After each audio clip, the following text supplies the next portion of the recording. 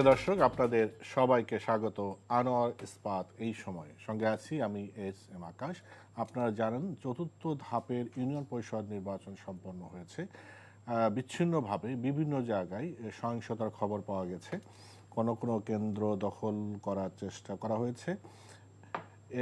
এইরকম বেশ কিছু খবর আমাদের কাছে আছে। এর আগে আপনারা জানেন যে ৩ ধাপে যে নির্বাচন হয়েছে সেখানে ২০০২টিতে নির্বাচন হয়েছে। সেই সব নির্বাচনে বিশেষ করে দ্বিতীয় ধাপের নির্বাচনে ব্যাপক সহিংসতা হয় এবং বেশ হত্যাকাণ্ড ঘটে। তৃতীয় ধাপেও বেশ সহিংসতা হয়েছে এবং বেশ কিছু মানুষ প্রাণ হারায়। এ পর্যন্ত আমরা দেখতে পাচ্ছি যে সারা দেশে 67 জন প্রাণ হারিয়েছে। তো গ্রাম পর্যায়ে এই যে নির্বাচন, যেটা উৎসব ছিল এক সময় আমাদের দেশে, সেটা সহিংসতা দিন দিন ছড়িয়ে পড়ছে কেন, সে বিষয় নিয়ে আমরা আলোচনা করার চেষ্টা করব। এর সাথে আপনারা জানেন যে রাষ্ট্রপতির সাথে বিভিন্ন রাজনৈতিক দলের সংলাপ শুরু হয়েছে। এবার কিন্তু সংলাপের সেই উত্তাপটা একেবারেই নাই। মানে অনেক রাজনৈতিক দল এক এক করে বলতে শুরু করেছে তারা সংলাপে যাবেন না। কেন যাবেন না সেটাও তারা বলছেন, যে সংলাপ করে আসলে লাভ নেই। তারা বলছে বিএনপি যা বোঝা যাচ্ছে হয়তো যাবে না। চিঠি পাওয়ার পর তারা বলেছে যে দলীয় সিদ্ধান্ত জানাবে। তাহলে ভালো নির্বাচন কমিশন কিভাবে গঠিত হবে, একটা ভালো নির্বাচন আমরা কিভাবে পাবো, এই প্রশ্নগুলো স্বাভাবিকভাবে আসে। এই প্রশ্নগুলো আজকে আলোচকদের কাছে আমি রাখবো। আমাদের সাথে দুজন অতিথি, তাদের সাথে পরিচয় করে দিই। আমাদের সাথে রয়েছেন প্রশান্ত বড়ুয়া, আইনজীবী এবং সাবেক সহসভাপতি বাংলাদেশ ছাত্রলীগ, এবং আমার সাথে রয়েছেন শরীফুজ্জামান শরীফ, সাবেক সভাপতি বাংলাদেশ ছাত্র ইউনিয়ন। দুজনকেই স্বাগত জানাই এই সময়ে। শরীফুজ্জামান শরীফ, আপনাকে দিয়ে আগে আলোচনা শুরু করব। আপনি ইউপি নির্বাচনে বিভিন্ন সময় বিভিন্ন এলাকায় ঘুরেছেন, আপনার এলাকাও ঘুরেছেন। এই চতুর্থ ধাপের নির্বাচনে যেটা দেখা যাচ্ছে 840টিতে ইউপিতে নির্বাচন হয়েছে, কিন্তু সহিংসতার খবর পাওয়া গেলে এখন পর্যন্ত মৃত্যুর কোনো খবর নাই, এটা একটা ভালো খবর। কিন্তু দিন দিনই আমরা দেখছি যে এই নির্বাচন ঘিরে যখন বিরোধী দল এই নির্বাচনে যাচ্ছে না, বিএনপি নাই, একই দল নির্বাচন করছে, তারপরও ব্যাপক সহিংসতা। আপনি দেখেন যে এই নির্বাচন শুরু হওয়ার পর 67 জন 4 মাসে মারা গেছে। কিভাবে ব্যাখ্যা করবেন? আপনাকে ধন্যবাদ, দর্শক শ্রোতাদেরকে ধন্যবাদ, এবং আমার সাথে যে আলোচক যিনি আছেন আমাদের দীর্ঘদিনের বিশ্ববিদ্যালয়ের ছাত্র রাজনীতির সহযোদ্ধা প্রশান্ত দাকে শুভেচ্ছা। স্থানীয় সরকার নির্বাচন হচ্ছে আমাদের কনস্টিটিউশনে, আমাদের সংবিধানে স্থানীয় সরকার একটা গুরুত্বপূর্ণ অধ্যায় হিসাবে সেখানে আছে, এবং একটা ইলেকটেড লোকাল গভর্নমেন্ট এর কমিটমেন্ট আমাদের সংবিধানে আছে। সেই হিসাবে আমাদের যে শাসন ব্যবস্থায় স্থানীয় সরকারের খুবই গুরুত্বপূর্ণ এই জায়গাটিতে নির্বাচনের মধ্য দিয়ে জনপ্রতিনিধি নির্বাচন করার একটি ধারা আমাদের এখানে প্রচলিত আছে। কিন্তু বিভিন্ন সময় দেখা গেছে যে এই স্থানীয় সরকার নির্বাচনে নানা রকমের সহিংসতা হয়। আজ থেকে 5 বছর আগে যে নির্বাচনটি হয়েছিল তার টোটালটা সম্ভবত প্রায় 150 মানুষ, 148 মেবি মানুষ মারা গিয়েছে। কিন্তু এবারকার নির্বাচনের প্রবণতা যদি আপনি দেখেন, এবং এটি ক্রমশই বাড়ছে, নির্বাচনী মাঠকে দখলে রাখা, দ্বিতীয়ত হচ্ছে নির্বাচনকে কেন্দ্র করে বিশেষ করে দলীয় প্রতীকে যখন নির্বাচনটি শুরু হলো তখন মনোনয়ন বাণিজ্য, মার্কা দিয়ে মার্কা বিক্রি করে বিভিন্ন ব্যক্তিকে চেয়ারম্যান করে আনার, সম্ভবত গতকালকে আমরা দেখেছি লক্ষ্মীপুরে সেখানকার আওয়ামী লীগের একজন নেতার বিরুদ্ধে সিটিং বেশ কয়েকজন চেয়ারম্যান এবং যারা সবাই আওয়ামী লীগের সাথে যুক্ত, তারা সংবাদ সম্মেলন করে কতগুলো অভিযোগ এনেছেন, এবং একজন অভিযোগ এনেছেন যে ওই নেতা সভাপতি জেলা কমিটির গত নির্বাচনে তিনি প্রায় 100 কোটি টাকার মনোনয়ন বাণিজ্য করেছেন। এর ভেতর থেকে একদিকে প্রকৃত জনপ্রতিনিধি যারা, তারা নির্বাচিত হয়ে আসতে পারছেন না। দ্বিতীয় জায়গাটি হলো যে এই যে অর্থটা বিনিয়োগ করছেন, এবার তাকে নৌকা মার্কা দেওয়া হবে এবং তার কাছ থেকে 60 লক্ষ টাকা চাওয়া হয়েছিল। তো একজন চেয়ারম্যান তিনি 60 লক্ষ টাকা দিয়ে নমিনেশন কিনে তারপরে আরও 10-15-20 লাখ টাকা 50 লাখ টাকা খরচ করে, অর্থাৎ 1 কোটি টাকা খরচ করে ইউনিয়ন পরিষদের চেয়ারম্যান হচ্ছেন। নিশ্চয়ই তিনি এই কাজটি কেবল জনসেবা করার জন্য এই কাজে আসছেন তা না, এটি তার বিনিয়োগ, এবং এর ভেতর থেকে তিনি একটা লভ্যাংশ সহ এই অর্থ তাকে তুলে নিতে হয়। তো যিনি 1 কোটি টাকা বিনিয়োগ করছেন, নিশ্চয়ই এই পদটির ভ্যালুটা এমন যে 5 বছরে এর থেকে 2-3 গুণ অর্থ আদায় করা তুলে সম্ভব, নেওয়া যায়। তুলে নেওয়া সম্ভব। সুতরাং এরকমের একটি লাভজনক এবং লোভনীয় জায়গায় যেহেতু যিনি যেতে চান তিনি যে কোনো প্রক্রিয়ায় এই পদটি দখল করতে চান।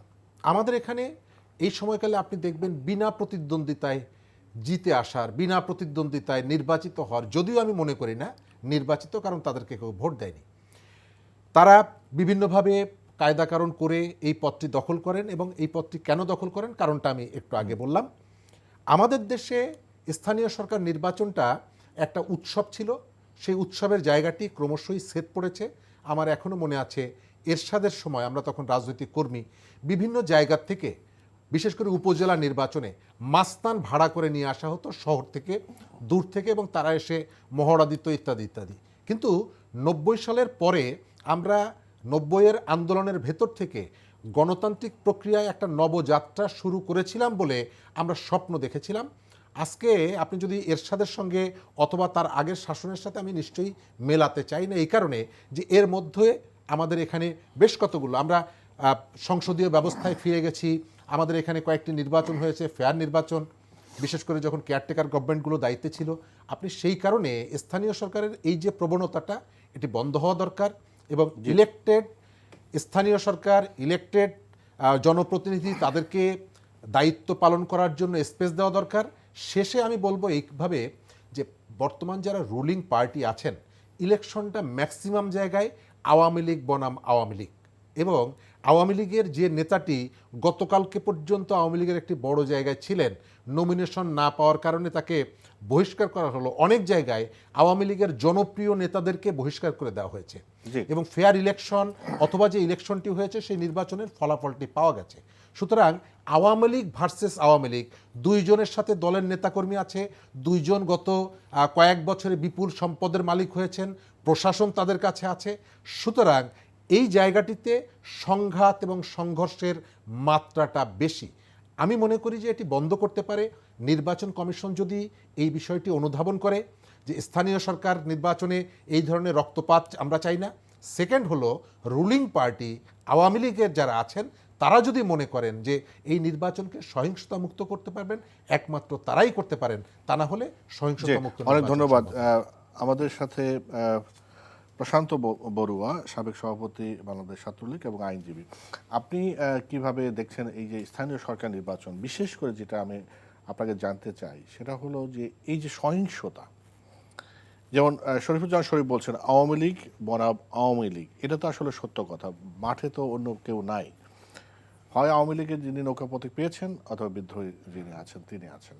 এই যে সহিংসতা, এই সহিংসতা কি কমানো যেত না?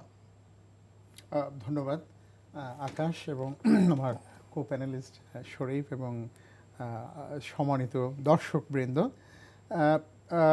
ইয়েস, আমি আমি আমি শরীফের কথাগুলো মনোযোগ দিয়ে শুনছিলাম এবং আপনি লক্ষ্য করবেন যে এই নির্বাচনে আপনার ভোটের হার কোথাও কোথাও 74%, 75% পর্যন্ত গিয়েছে। That's a good sign. অর্থাৎ এটা hugely competed and entirely participated হচ্ছে। একদম আপনার স্থানীয় সরকার যেভাবে হয় ওখানে ভোটের পার্সেন্টেজ এমনিতেও বেশি থাকে, বাট এটি 75-এর কাছাকাছি চলে গেছে। আরেকটা হলো কি, আওয়ামী লীগের ভার্সেস আওয়ামী লীগ যেটি আপনি বললেন বা শরীফ বললেন, সেটা হলো এবার বিএনপি কিন্তু অফিসিয়ালি অংশগ্রহণ করছেন না, কিন্তু ওনারা কিন্তু অংশগ্রহণে কোথাও বিরতও থাকছেন না। ওনাদের যেহেতু বহিষ্কারের প্রশ্ন নেই, যেমন নারায়ণগঞ্জেও দেখবেন যে তৈমুর আলম খন্দকার, ওনাকে কিন্তু বহিষ্কার করছেন, ওরা কিন্তু চেয়ারপারসনের অ্যাডভাইজার। তো ওনারা যেটা করছেন, আওয়ামী লীগের যিনি নমিনেশন পাচ্ছেন, আর যেহেতু একজন পাচ্ছেন, 4 জন পেলেন না, ওই 4 জনের কেউ একজন স্বতন্ত্র দাঁড়ালে বিএনপি সহ অন্যান্য দলের সবাই কিন্তু তার পক্ষে চলে আসছে স্বাভাবিকভাবেই। কারণ তখন একটি কমন একটা তাদের অবজেক্টিভ থাকে যে নৌকা ঠেকাও। এটা কিন্তু অনেক, আপনি লক্ষ্য করবেন যে আওয়ামী লীগের যে কয়েকজন প্রার্থী নির্বাচিত হয়েছেন তার বিপরীতে স্বতন্ত্র কিন্তু একটা বিরাট সংখ্যক নির্বাচিত হয়েছেন, কোনো কোনো হিসাবে বলছেন নিয়ারলি 46%। তো এই কারণেই এটা একদিক দিয়ে ভালো, একদিক দিয়ে ভালো কেন, স্বতন্ত্র যারা জিতেছেন, যে প্রশাসন যদি, যে কথাটা হচ্ছে, প্রশাসন যদি নির্বাচনী ব্যবস্থায় একটা জবরদস্তি হস্তক্ষেপ করতেন তাহলে এই 46% কিন্তু জিততে পারতেন না হয়তো। এমন না যে প্রশাসনই জিতে যায় সব ক্ষেত্রে বা অন্য ক্ষেত্রে হয়েছে, তা না, কিন্তু একটা প্রভাব থাকে, অনেকে এটাকে একটা একটা একটা সাইকোলজিক্যালি অনেক সময় বলে না, মার্কা পাওয়া মানেই উনি মনে করেন যে আমি জিতে গেলাম, যে কারণে মনোনয়ন বাণিজ্যের কথা উঠেছে, এটা আমরাও শুনছি। আমার মনে হয় যেহেতু নৌকা প্রতীকে, এই দলীয় প্রতীকে শুরু হলো তো মাত্র, কিন্তু এই যে মনোনয়ন বাণিজ্য যেটা বলছেন বিদ্রোহী প্রার্থী কখন হয়, যখন যেটা শরীফুজ্জামান শরীফ বলেছেন, অনেক ক্ষেত্রে দেখা যাচ্ছে যিনি সবচেয়ে জনপ্রিয় ব্যক্তি তাকে না দিয়ে যাকে দেওয়া হচ্ছে সেটা খুবই অনেক চেনেও না, এমন কাউকে দেওয়া হচ্ছে, সেখানে মনোনয়ন বাণিজ্যের প্রশ্নটা আসে। হচ্ছে কি, ইউনিয়ন 3 জনকে দেয়, উপজেলায় 3 জন আসে, ওনারা ভেটিং করেন, জেলার থেকে আবার আসেন, হয়তো 5 জন হয় অলটুগেদার। ওই লিস্ট থেকেই কিন্তু কেন্দ্রীয় মনোনয়ন বোর্ড কি সবাইকে চিনে নাকি, জানার কথাও না, কিন্তু ওই পদ্ধতিগত যে লেয়ারগুলো পার হয়ে আসে ওভাবে নামগুলো তাদের সামনে চলে আসছে, এবং যেই সময়টুকু হয় তাদের কারোরই পক্ষে এই উপজেলা, জেলা এবং ইউনিয়নের যে লেয়ারগুলো পার হয়ে আসছে এগুলো কমপ্লিটলি স্ক্রুটিনাইজ করে নতুন নাম বা কাকে জনপ্রিয় কাকে বাদ দিচ্ছে, মূল দায়িত্ব কিন্তু স্থানীয়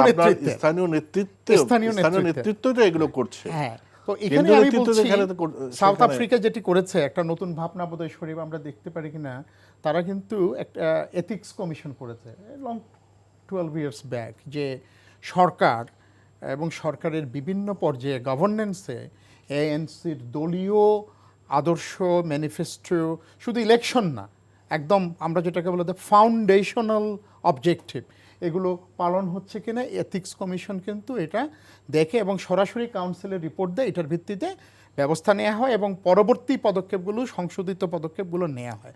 আমার এখন মনে হচ্ছে ব্যক্তিগতভাবে এই দলীয় প্রতীকে নির্বাচন করবার ক্ষেত্রে আমাদের রাজনৈতিক দলগুলো এখনও বোধহয় ম্যাচিউরড হয়ে উঠতে পারেনি, যেটি পঞ্চায়েত প্রথার কারণে পশ্চিমবঙ্গে এবং অন্যান্য জায়গায় হয়েছে, এবং আপনি সদ্য সমাপ্ততায় ওদের যে নির্বাচনগুলো হয়েছে কলকাতা পৌরসভা সহ, কিন্তু পঞ্চায়েতেরটা কিন্তু ভীষণ প্যাথোলজিক্যালি আপনার পপুলার এবং ভীষণ ধরনের প্রো পিপল, একদম আমরা যেটা বলি মাঠে এবং মানুষের সাথে গেঁথে যায়। তো আমাদের বোধহয় আরও কিছুটা সময় পাড়ি দিতে হবে পুরোপুরি এই দলীয় প্রতীকে করার ক্ষেত্রে।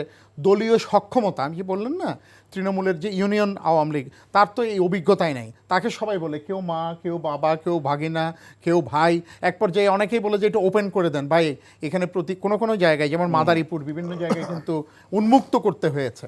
তো এই কারণে আপনি যেটা বলেছেন যে জনপ্রিয়, হ্যাঁ আমরা অনেক সময় বলি ভাই কত বহিষ্কার করবেন, লোম বাঁচতে গিয়ে কম্বলুজা, দেখা যাচ্ছে সবচেয়ে জনপ্রিয় অ্যাক্টিভ সবাইকে বহিষ্কার করতে হচ্ছে এই কারণে। আবার এটাও ঠিক, আপনি লক্ষ্য করে দেখবেন যে ধীরে ধীরে স্থানীয় সরকারে এক ধরনের রাজনৈতিক যে সাংগঠনিক রূপ ধীরে ধীরে হলেও কিন্তু আনতে হবে, হয়তো একবারে হবে না, দুইবারে হবে না, কারণ পঞ্চায়েত তো এখন ম্যাচিউর একটা সিস্টেম, তার পুরো ভারতেই এটা, কেরালায় বিভিন্ন জায়গায় পুরোটাই এটা কিন্তু তৈরি হয়ে গেছে। শরীফুজ্জামান শরীফ, আমরা ইউনিয়ন পরিষদ নিয়ে আলোচনা করলাম, এখন আমরা স্থানীয় সরকার থেকে একটু বড় পর্যায়ে আসি। তার কারণ আমাদের যে রাষ্ট্র চালাবে, যারা সরকার তৈরি হবে, সরকার তৈরি হয়তো একটা জাতীয় নির্বাচনের মধ্য দিয়ে, আর জাতীয় নির্বাচন করে হলো নির্বাচন কমিশন। তো এই নির্বাচন কমিশনের মেয়াদ শেষ হতে চলেছে, ফেব্রুয়ারি 14 তারিখে বোধহয় শেষ হবে। তো সেক্ষেত্রে নতুন নির্বাচন কমিশন গঠন করতে হবে, রাষ্ট্রপতি উদ্যোগ নিয়েছেন সংলাপের। বিভিন্ন রাজনৈতিক দল এর আগে আমরা দেখেছি যে উৎসাহ উদ্দীপনার সাথে তারা গিয়েছে, তাদের পরামর্শ দিয়েছে, কিন্তু যা হওয়ার তাই হয়েছে। কিন্তু এবার দেখা যাচ্ছে যে রাজনৈতিক দল যেতে চাচ্ছে না, বাম রাজনৈতিক দলগুলো বলে দিয়েছে যাবে না, বিএনপি আকার ইঙ্গিতে বলেছে যাবে না, মনে হচ্ছে যাবে না বলেই মনে হচ্ছে। তার কারণ তারা বলছে যে সংলাপের যে কোনো লাভ নেই, এই সংলাপের এই পর্যায়ে এসে তাহলে আমরা কিভাবে একটি শক্তিশালী এবং গ্রহণযোগ্য নির্বাচন পাবো, নির্বাচন কমিশন পাবো? নির্বাচন তো পরের কথা। ইলেকশন কন্ডাক্ট করার জন্য সাংবিধানিক প্রতিষ্ঠান হচ্ছে নির্বাচন কমিশন। তারা তাদের দক্ষতা দিয়ে, তাদের যোগ্যতা দিয়ে, তাদের দূরদৃষ্টিতা দিয়ে এবং নিরপেক্ষভাবে দায়িত্ব পালন করে তারা একটা নির্বাচনকে কন্ডাক্ট করবে। এবং এই নির্বাচন কমিশন গঠনের নানা রকমের প্রক্রিয়া আছে। আমাদের এখানে 50 বছরে একটা আইন তৈরি হয়নি, এই আলোচনাটি আছে। কিন্তু আইন তৈরি হওয়ার পাশাপাশি ইলেকশন কমিশনের আসলে ওই যেটি বললাম যে মূল কাজটাকে একটা ফেয়ার ইলেকশন করা। ফেয়ার ইলেকশন কি? যে ইলেকশনে সমস্ত প্রার্থীরা, তিনি ছোট দলের হন, তিনি বড় দলের হন, তিনি নির্দ্বিধায় বিনা বাধায় নির্বাচনী প্রচারণা চালাতে পারবেন। নির্বাচনের সমস্ত ভোটাররা তার মতামত অনুযায়ী তার পছন্দের প্রার্থীকে ভোট দিতে পারবেন এবং তার ভোটের রিফ্লেকশনটা হবে, যথাযথভাবে ভোটটা গণনা হবে, তারপরে সেটি ঘোষণা করা হবে। এই বৈশিষ্ট্যগুলো যে নির্বাচন, সেইটা হচ্ছে ফেয়ার নির্বাচন। এই নির্বাচনটাকে এনশিওর করার জন্য ইলেকশন কমিশন মূল দায়িত্বটা পালন করে পৃথিবীর বিভিন্ন জায়গায়।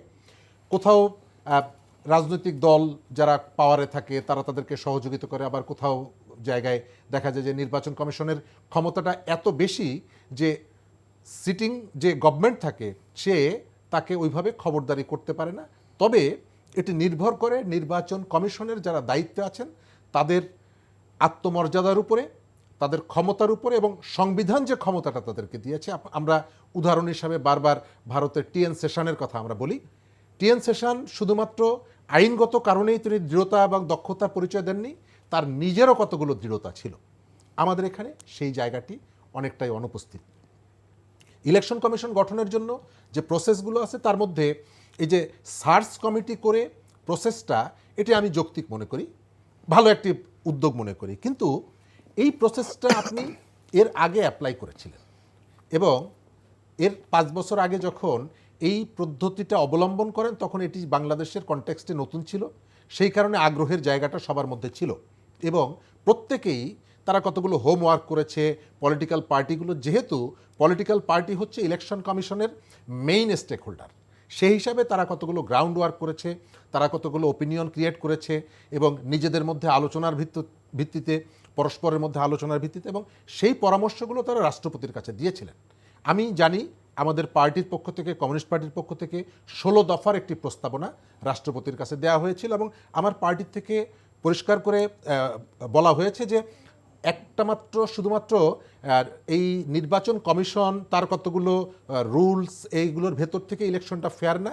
সেখানে আমরা সুনির্দিষ্টভাবে কতগুলো জায়গায় বলেছিলাম যে নির্বাচনে আপনি যদি অবৈধ টাকার ব্যবহার যদি বন্ধ করতে না পারেন, আঞ্চলিকতার প্রয়োগ যদি বন্ধ করতে না পারেন, ধর্মের ব্যবহার যদি বন্ধ করতে না পারেন, এরকম অনেকগুলো প্রস্তাবনা ছিল। কিন্তু এখন প্রশ্ন এবার তো এবার আমরা কেন যাচ্ছি না? আমরা এবার কেন যাচ্ছি না? এই জায়গাটা তো আপনি জানেন যে এখন যে ইলেকশন কমিশনটি আছে, এই কমিশনের 4 জনের মধ্যে একজন হলো বিএনপির প্রস্তাবিত ছিলেন, একজন মাহবুব তালুকদার, আর বাকি যে 3 জন, এই 3 জনের নাম প্রস্তাব করেছিল তরিকত ফেডারেশন এবং আওয়ামী লীগ তরিকত ফেডারেশনের সেইটাকে সমর্থন করেছিল।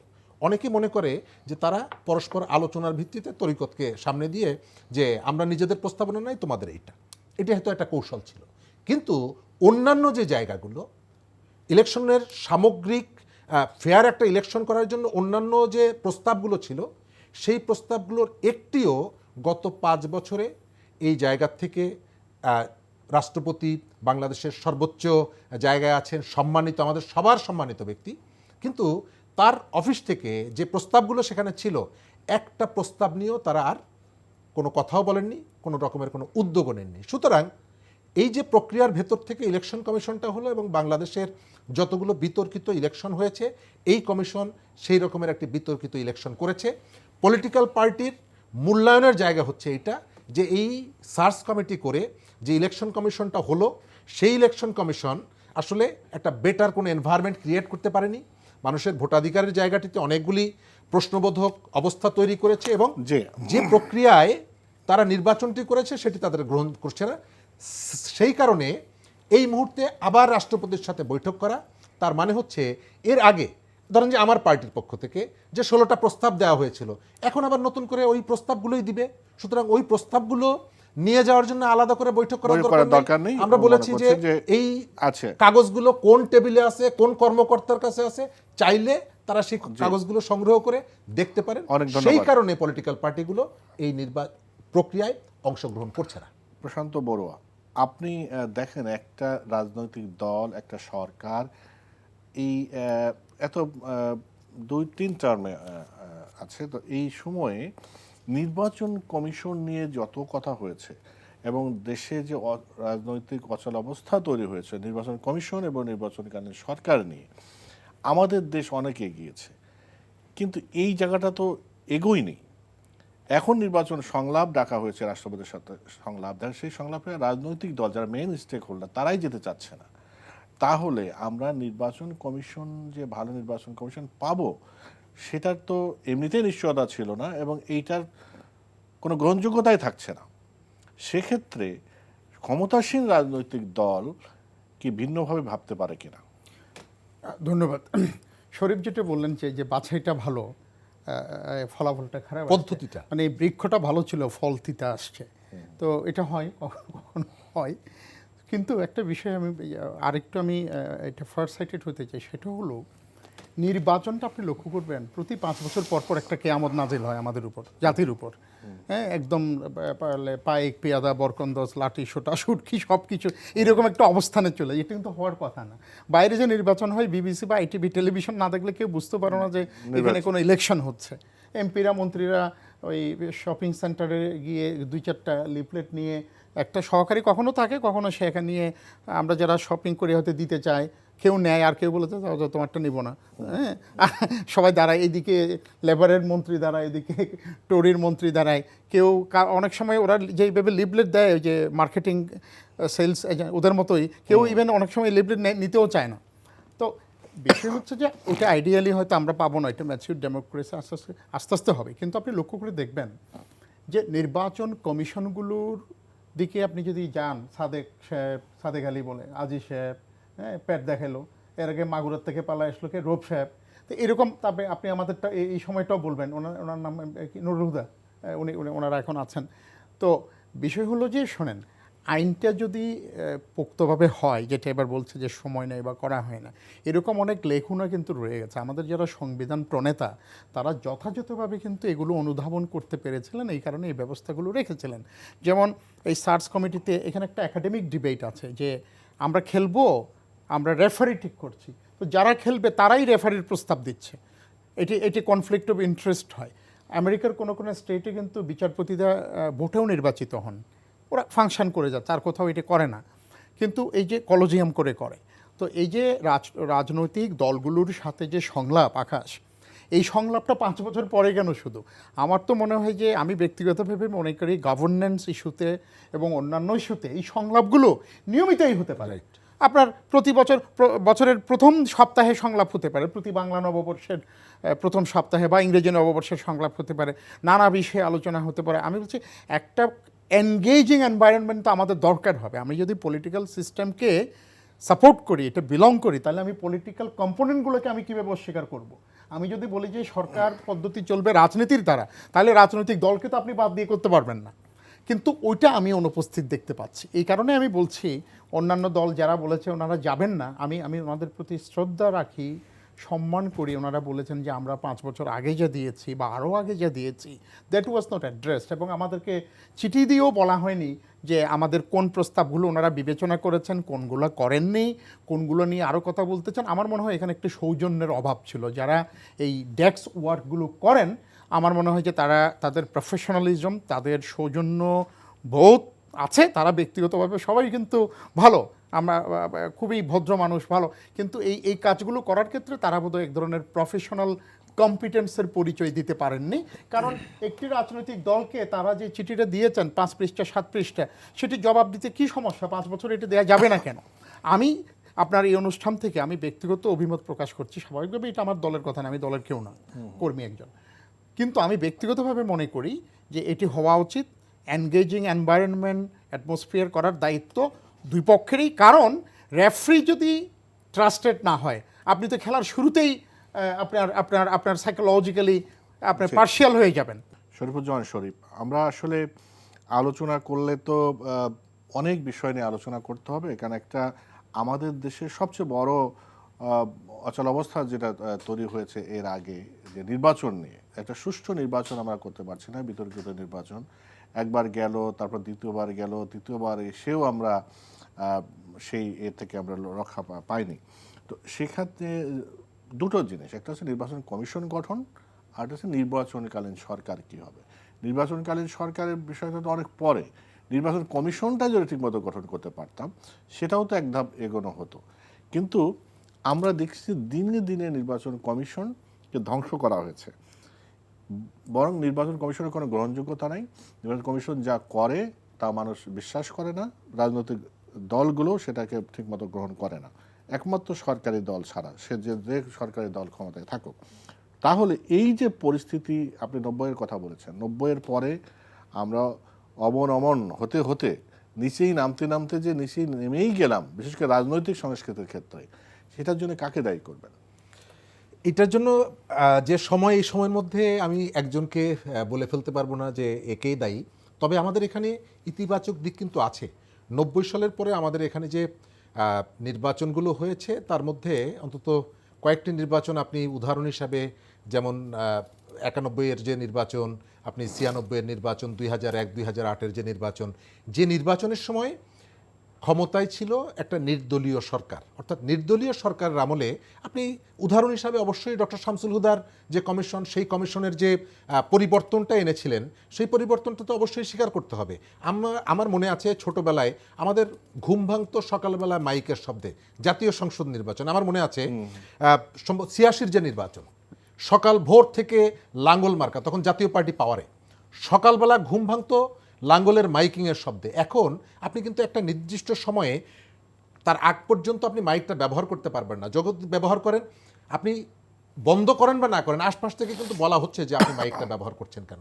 আপনি নির্বাচনের একটা সময়ের মধ্যে আপনি কিন্তু রঙিন পোস্টার ব্যবহার করতে পারছেন না। তো এই যে পরিবর্তনগুলো, দেয়াল লিখনের ক্ষেত্রে কতগুলো নিষেধাজ্ঞা এখন আছে, জনসভার ক্ষেত্রে কতগুলো নিষেধাজ্ঞা আছে, এগুলো কখনো কখনো যে ভাঙা হয় না সেটি না, তারপরেও কিন্তু সেটা নিউজ হচ্ছে।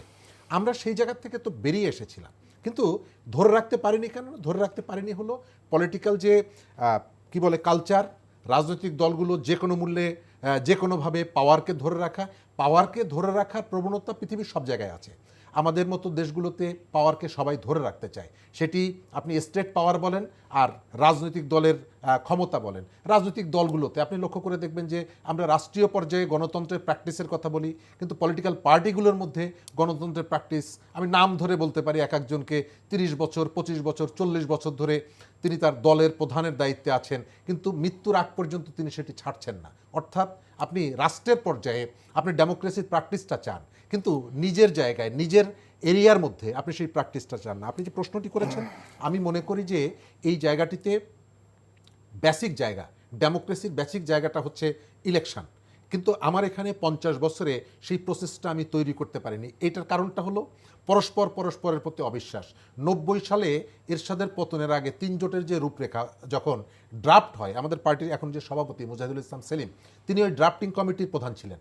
তিনি এটি ড্রাফট করেছিলেন এবং সেখানে তিনি প্রস্তাব করেছিলেন পরবর্তী অন্তত 3টি নির্বাচন কেয়ারটেকার সরকারের অধীনে হবে। কিন্তু আওয়ামী লীগ এবং বিএনপি কেউই রাজি হয়নি, কারণ তাদের বিশ্বাস ছিল তাদের দুইজনের কেউ না কেউ তো পাওয়ারে যাবে, সুতরাং তারা পাওয়ারে থাকবে, তারপরের নির্বাচন ফেয়ার কেয়ারটেকার অধীনে। অর্থাৎ এই যে অবিশ্বাসের জায়গা, পাওয়ারকে ধরে রাখার জায়গা, এবং পাওয়ারকে কেন ধরে রাখতে হয় তার ডিটেইল আলোচনা করা যায়, নিশ্চয়ই এখন সেটা আমরা করব না। আমি কনক্লুশনে যেটি আসতে চাই সেটা হলো যে প্রশান্ত দা যেটি বলেছেন, 5 বছর পর পর আমাদের এখানে যে কিয়ামত নেমে আসে নির্বাচনকে কেন্দ্র করে, এটি বন্ধ হওয়া দরকার। এবং বন্ধ করার জন্য রাজনৈতিক দলগুলো তাদের অনেক দায়িত্বশীল আচরণ আছে, অনেক জায়গায় দায়িত্বশীল আচরণ করতে হয়, নিজেকে কখনো কখনো একটু পেছনে নিয়ে এসে অন্যকে ওই শ্রদ্ধাটা দেখাতে হয়, সম্মানটা দেখাতে হয়। তিনি যেটি বললেন রাইট, রাষ্ট্রপতির বঙ্গভবন থেকে অন্তত পলিটিক্যাল পার্টিগুলোকে একটা চিঠি আসতে পারত। এটি হচ্ছে আপনি আপনার দেশের পলিটিক্যাল পার্টিগুলোকে কতটুকু রেসপেক্ট করছেন। তারা তার কোনো ওপিনিয়ন তারা গ্রহণ না করলেও অন্তত একটা চিঠি দিয়ে বলা যেতে পারতো যে এই জায়গাগুলোতে, তার মানে হলো যে আপনি পলিটিক্যাল পার্টিগুলোকে ডাকলেন, আপনার কাজটি যখন শেষ হয়ে গেল তারপরে আপনি আর কারো কথা মনে রাখলেন না। এবং এই আচরণই এই সময়কালে তারা যে বৈঠকে যাচ্ছে না সেটিকেই কিন্তু জাস্টিফাই করছে এই আচরণের। জি, অনেক ধন্যবাদ প্রশান্ত বড়ুয়া, আপনি যেটা শুনলেন। তাহলে আমরা এই যে আমাদের যে নির্বাচন কমিশন বা ভালো একটা নির্বাচন কমিশন বা নির্বাচনী ব্যবস্থা, যেটা জনগণ চায় বা রাজনৈতিক দলগুলো অন্তত মুখে মুখে বলে, সেটা আসলে বাস্তবে তাহলে কীভাবে হবে? দুটো বিষয় বলি। আমি বাংলাদেশ আওয়ামী লীগের অনেক ইউনিয়ন সম্মেলন এবং উপজেলা সম্মেলনে ভোটে নির্বাচিত হতে দেখছি দশকের পর দশক ধরে, কোনো কোনো জেলাতেও সেটি হচ্ছে। তো আমি বলছি, আপনি একটু আগে বললেন না যে কতখানি অগ্রগতি হয়েছে, আমার মনে হয় কিছু অগ্রগতি হচ্ছে অন্তত তৃণমূলে, যেখানে ইউনিয়ন নেতৃত্ব এবং উপজেলা নেতৃত্ব ভোটের মাধ্যমে নির্বাচিত হচ্ছে দশকের পর দশক ধরে। It's a good sign.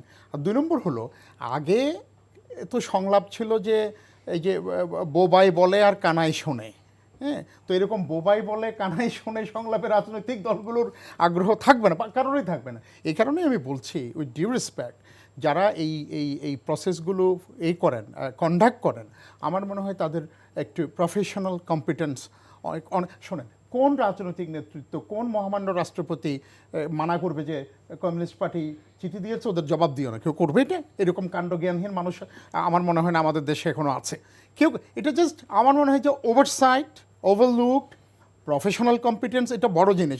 এর জন্য প্রফেশনাল কম্পিটেন্সও লাগে না, এটা কাণ্ডজ্ঞানেই যথেষ্ট সাধারণ। তা আমার মনে হয় সব দলগুলো যাওয়াটা এটাই জরুরি। কেন, রবেন আইল্যান্ড থেকে নেলসন ম্যান্ডেলা যখন উদ্যোগ নিলেন ডি ক্লার্কের সাথে সম্মেলনের, তার সহবন্দীরাই এটি তীব্র বিরোধিতা করেছে যে এই না, এই হোয়াইট অ্যাপার্থিড সুপ্রিমেসিদের সাথে হবে না।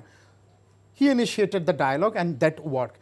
আরাফাত এবং আপনার আইজাক রবিনের সাথে একই ঘটনা ঘটেছে। তো ওরা যুদ্ধমান পক্ষ, তারা যদি সংলাপে সমাধান হতে পারে, একদিন না একদিন আমরাও সংলাপে আমরা এইটি সমর্থন করতে পারবো এবং সদিচ্ছা প্রণোদিত একটি রাজনৈতিক আবহ কিন্তু আকাশ তৈরি হবে। এই যে হবে না তা সদিচ্ছার কথা বলেছেন, সেই সদিচ্ছাটা কোথায়, কার কাছে? সবাই কই? আমরা সবাইকে আগাতে হবে, সেটা কি দেখছি আমরা? আমাদের সবাইকে আগাতে হবে। সংলাপগুলো আপনার খেয়াল আছে, বিএনপি কিন্তু রুল আউট করেননি, আমি এখনো আশাবাদী। আব্দুল জলিল এবং মান্নান ভূঁইয়ার মাসব্যাপী যে সংলাপ, সেই কথাগুলো আমরা জানি। Even then, that was a আপনার হচ্ছে progress. যে সৎ উদ্দেশ্য যদি না থাকে, আপনি যদি সবকিছুকে নিজের কন্ট্রোলের মধ্যে রেখে অন্যদেরকে সাথে চালাকি করতে চান এবং আপনার ফাঁদের মধ্যে নিয়ে আসতে চান, তাহলে কিন্তু এই সংলাপ আপনার মনে আছে যে মাননীয় প্রধানমন্ত্রী বেগম জিয়াকে ফোন করে সংলাপের জন্য ডাকলেন টেলিফোনে, তার ফলাফল সবাই আমরা জানি।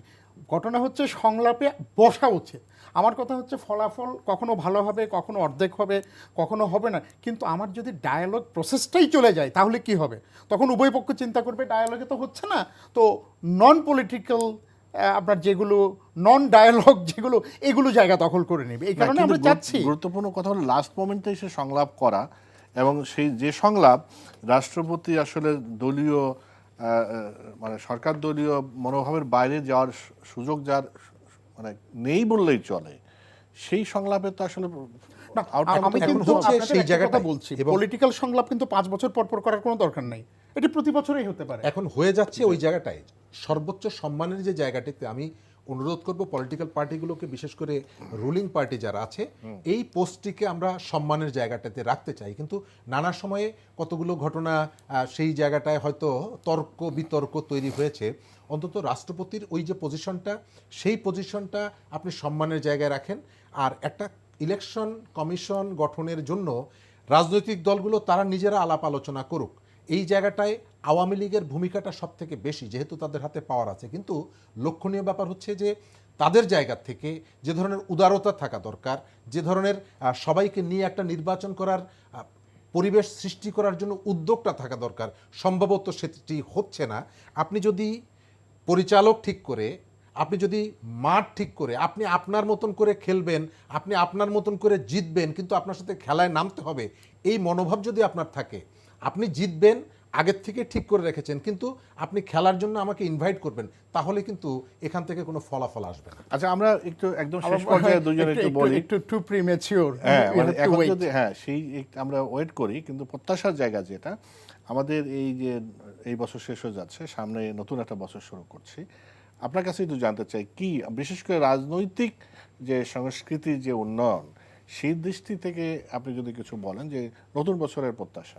দেখেন, আমাদের যে অর্জনগুলো অনন্য সাধারণ, আমাদের অর্থনৈতিক ক্ষেত্রে, আমাদের সাংস্কৃতিক ক্ষেত্রে, আমাদের বাণিজ্যের ক্ষেত্রে, আমাদের কর্মসংস্থানের ক্ষেত্রে, আমাদের বাইরে এই যে সরকার এখন কিন্তু আমি ধন্যবাদ জানাই মাননীয় শিক্ষামন্ত্রীকে এবং মাননীয় প্রধানমন্ত্রীকে, এই যে স্কিলড এডুকেশনের দিকে যে আমরা এখন আমাদের সরকার যে এখন নজর দিয়েছে, যেটা হয়তো আরও আগেও দেওয়া যায়, বাট এখন যেটা দিয়েছে দেখেন, আমরা আগামী 30 বছর আমাদের জনগোষ্ঠী, আমাদের সক্ষম জনগোষ্ঠী, আমাদের বড় একটা অংশ কিন্তু এই যে চলে যাবে। এখন কিন্তু আমরা ডিভিডেন্টে আছি, কিন্তু বেশি দিন থাকবে না এটি। সুতরাং এক বাক্যে শেষ কর, সুতরাং এই সব কিছু মিলেই কিন্তু আমাদের ডেমোক্রেটিক ডিভিডেন্টটা অর্জন করতে হবে। আমি আবারও বলি, dialogue, dialogue and dialogue. Sharifuzzaman Sharif. মানুষের নিরাপত্তা চাই, আইনের শাসন চাই, এবং প্রচলিত যে বৈষম্য, উন্নয়নের ক্ষেত্রে, অর্থনীতির ক্ষেত্রে যে বৈষম্য, সেগুলোর অবসান চাই। যে বছরটির থেকে অন্য বছরে যাচ্ছি, এই বছরে যে বড় বড় যে ত্রুটিগুলো ছিল, ভুলগুলো ছিল, মানুষের অধিকার লঙ্ঘিত হয়েছে, তার আর পুনরাবৃত্তি চাই না। অনেক ধন্যবাদ প্রশান্ত বড়ুয়া, শরীফুজ্জামান শরীফ। প্রিয় দর্শক, আপনাদেরকে অনেক ধন্যবাদ। দেখলেন আনোয়ার ইস্পাত। এই সময় আমরা একটি বছর থেকে আরেকটি বছরে যাচ্ছি, কিন্তু পরিবর্তন আমরা চাই বিভিন্ন ক্ষেত্রে। সামাজিক ক্ষেত্রে যেমন আমাদের উন্নয়ন আছে, অর্থনৈতিক ক্ষেত্রে উন্নয়ন আছে, রাজনৈতিক ক্ষেত্রে আমাদের সেই কাঙ্ক্ষিত উন্নয়নের প্রত্যাশা রেখে শেষ করছি। ভালো থাকবেন।